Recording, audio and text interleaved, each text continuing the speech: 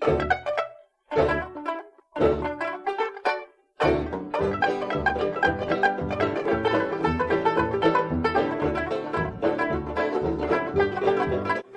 and welcome to Scandinavian Design 101. This week it will just be a short improvised video because we haven't really had time to prepare anything else. We've been away on a Easter holiday, but I hope you can enjoy this anyway. And I will start talking about a new book on Swedish furniture. It's a really good one. It's called Svenska 70-talsmöbler, Swedish 1970s furniture. And it's written by Andreas Siesing, and we have talked about another book he wrote earlier about mid-century Swedish furniture. But this one, it's about the 1970s. And I think that's interesting because there's a lot of information about mid-century furniture, but very little written about 1970s furniture, and there are some really good ones. So this book is really worth buying. But first of all, I need to tell you that it's written in Swedish, and that could of course be somewhat of a problem if you don't speak Swedish or read Swedish, but it's still a good reference book on Swedish furniture because there are literally, thousands of pictures in it. Next to each picture you can read the name of the furniture, who made it, when it was made, and so on. So if you're interested in Scandinavian design and especially Swedish furniture, this is a must, and you should really buy it. And I think we should show you some of the furniture seen in this book.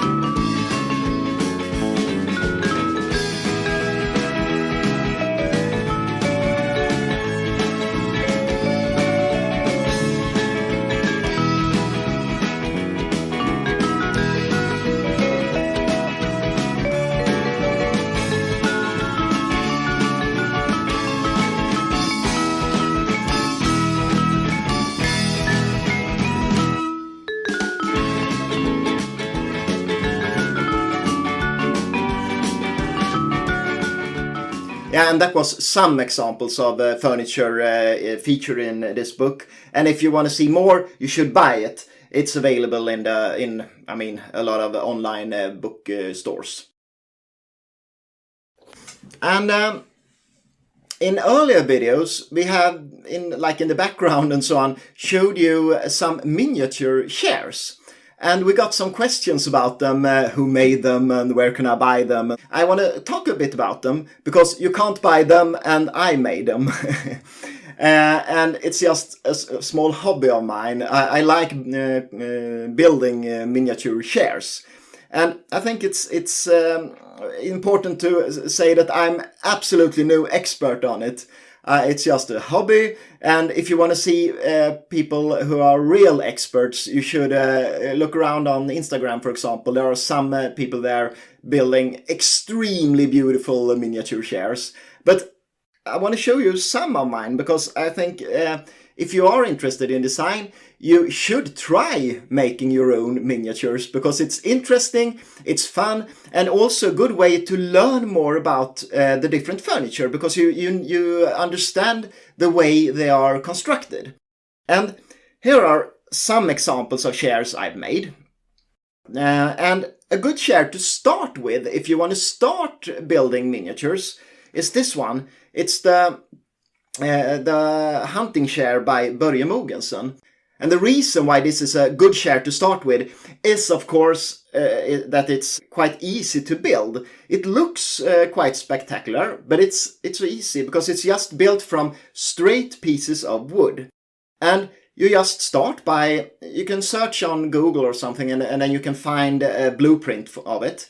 And then you can just print the pieces you need on a normal printer, and then you just saw them out in wood. And if you can't find any good wood, you can almost just use like ice cream sticks or something. But I found some thin pieces of oak. Oak is, of course, the best wood to use because it's oak in the original chair. So this is a quite easy chair to start with. And I think also the Spanish chair by Mogensen is a good chair to start with because it's made in the same way and it has just a lot of straight pieces of wood. And I think this is one of my favorite chairs when it comes to Mogensen. He made some quite boring chairs, but this one is very beautiful, I think. And then I tried some different materials. This is another example. It's the Dolphin chair by Wegner, and it's a bit more complicated to build, but it looks very good if you use like cane. And I bought some cane, and this is normal cane that you should normally use for like seats on ordinary chairs. I mean, it takes some time, but it's a fun thing to have on your shelf. So I'm quite pleased with this one. And then I just tried some different other furniture here. For example, by Axel-Einar Hjorth, the Sportstugemöbler, and so on.